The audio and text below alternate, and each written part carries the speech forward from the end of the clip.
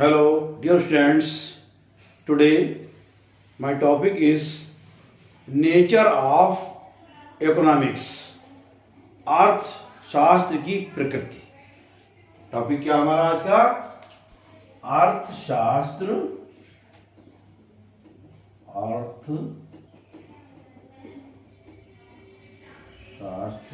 की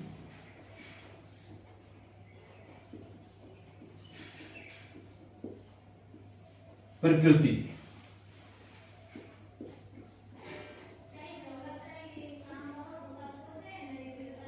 nature of economics.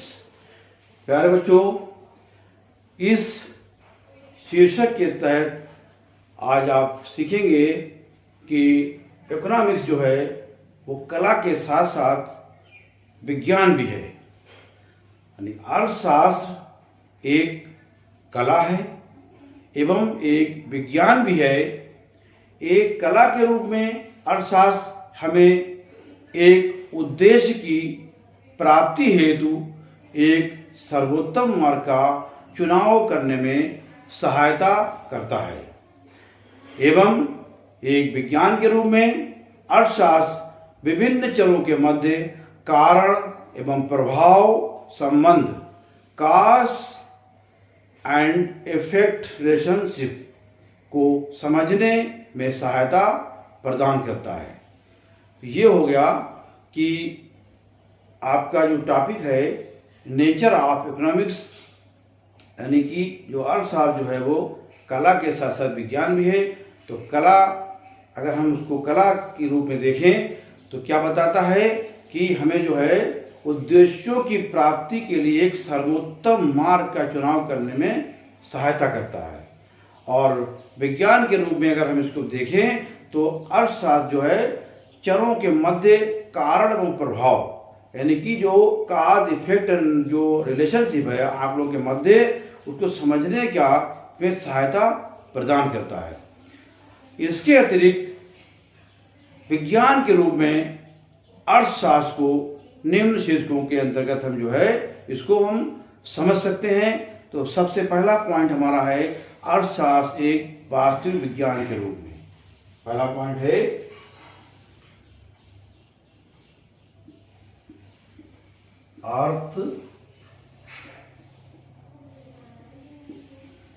अर्थशास्त्र एक वास्तविक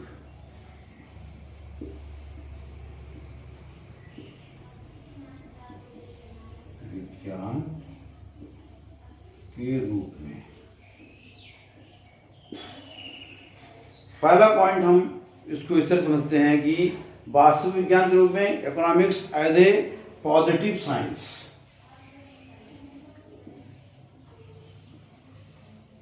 इकोनॉमिक्स एज ए पॉजिटिव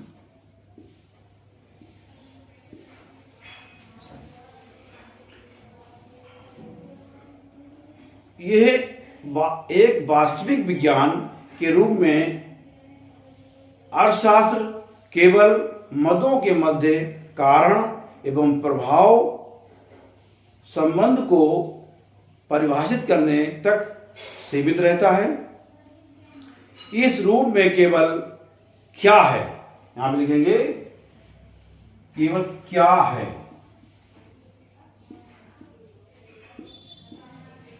इस रूप में केवल क्या है पर जोर दिया जाता है.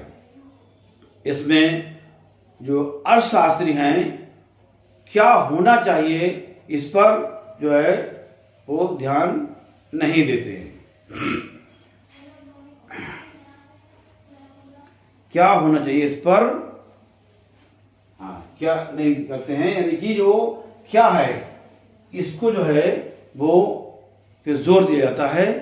इसमें सही एवं गलत अथवा मूल्यपरक संदेश नहीं दिया जाता है. इसमें तत्वों के जैसे वो हैं वैसे ही प्रदर्शित किया जाता है. उदाहरण के लिए यानी जैसे जो हम जब स्टडी करेंगे वास्तविक विज्ञान के रूप में जब हम इकोनॉमिक्स को, तो उसमें जैसे भी आंकड़े हैं वैसे ही आंकड़े हम जो है रख देंगे। उसमें क्या होना चाहिए इस पे हम जो है ध्यान नहीं देंगे, बस क्या है इसके बारे में आपको बताया जाएगा। प्यारे बच्चों, ये टॉपिक ऐसा है कि इसमें बहुत ही आपको ध्यान से समझने की ज़रूरत है कि यहाँ पर जब हम विज्ञान के रूप में इसको हम वास्तविक विज्ञान के रूप में जब हम कहते हैं तो आंकड़े, जैसे आपको भारत में बेरोजगारी की दर अधिक है, अगर हम ये कहें कि भारत में बेरोजगारी की दर अधिक है, भारत में जनसंख्या 100 करोड़ से अधिक है, ये आंकड़े जो हैं यानी जो वाक्य हमारे जो हैं ये गलत भी हो सकते हैं, ये जांच का विषय है, मगर वाक्यों की वास्तविकता पर कोई भी प्रभाव नहीं पड़ता है। तो इस टॉपिक के अंदर हम आंकड़ों की जो है क्या होना चाहिए इस पे ध्यान नहीं देते हैं, सिर्फ क्या है इस पे ध्यान देते हैं। जितने भी हमारे अर्थशास्त्री हैं उस पे ध्यान देते हैं कि क्या क्या है।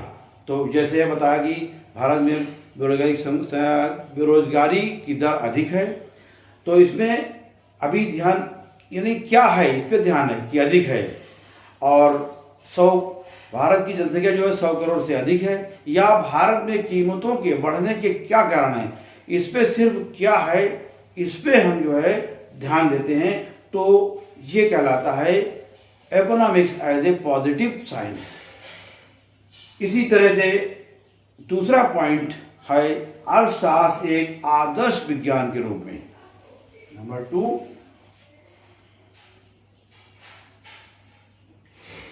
अर्थशास्त्र एक आदर्श विज्ञान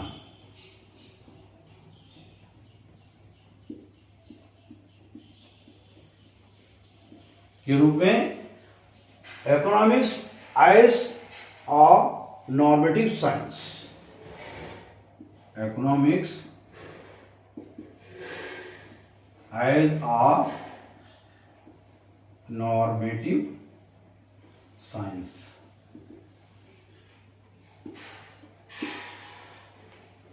प्यारे बच्चों, इस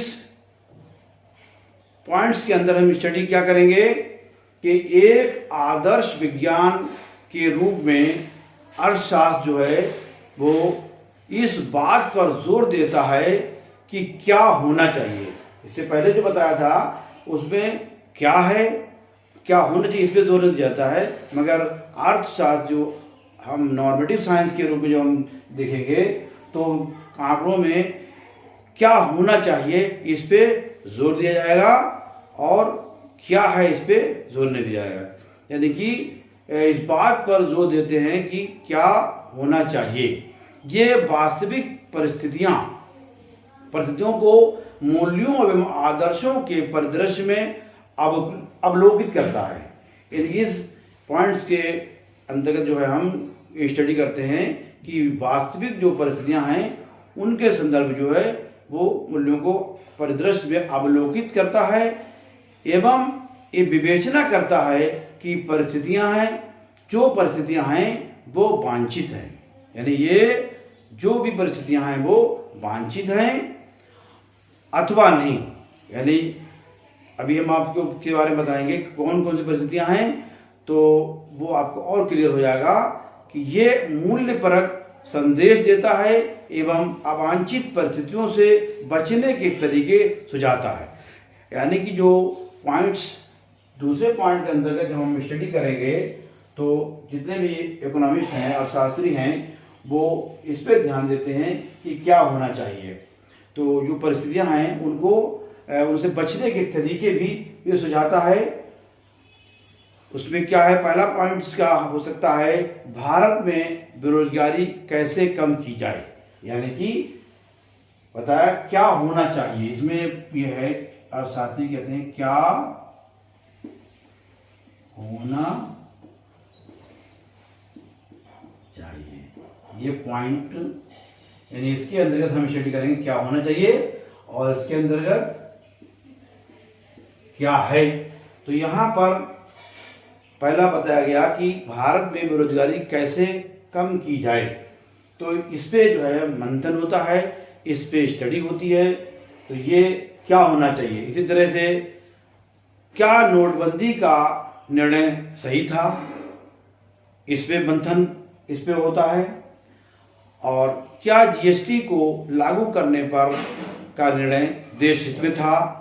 तो ये सारे पॉइंट की जो स्टडी है वो इकोनॉमिक्स में हम करते हैं और उसके भी सब हेड है कि economics as a normative science. Normative science के इसके रिलेटेड हम जब स्टडी करेंगे तो हम इन पॉइंट्स को देखेंगे कि भारत में बेरोजगारी को कैसे कम किया जा सकता है, क्या नोटबंदी का निर्णय सही था या जीएसटी को लागू करने का निर्णय जो है देश हित में था। प्यारे बच्चों, उम्मीद है आपके समझ में ये टॉपिक आ गया होगा, नेचर ऑफ इकोनॉमिक्स, और इसके बारे में हम आगे और वीडियो लेकर के आएंगे आपके लिए। तो उम्मीद है कि ये विषय आपके समझ में आ गया होगा। अर्थशास्त्र की प्रकृति, नेचर ऑफ इकोनॉमिक्स को हम 2 पॉइंट्स में 2 हेड्स में स्टडी करते हैं, economics as a positive science and economics as a normative science. Thank you, take care.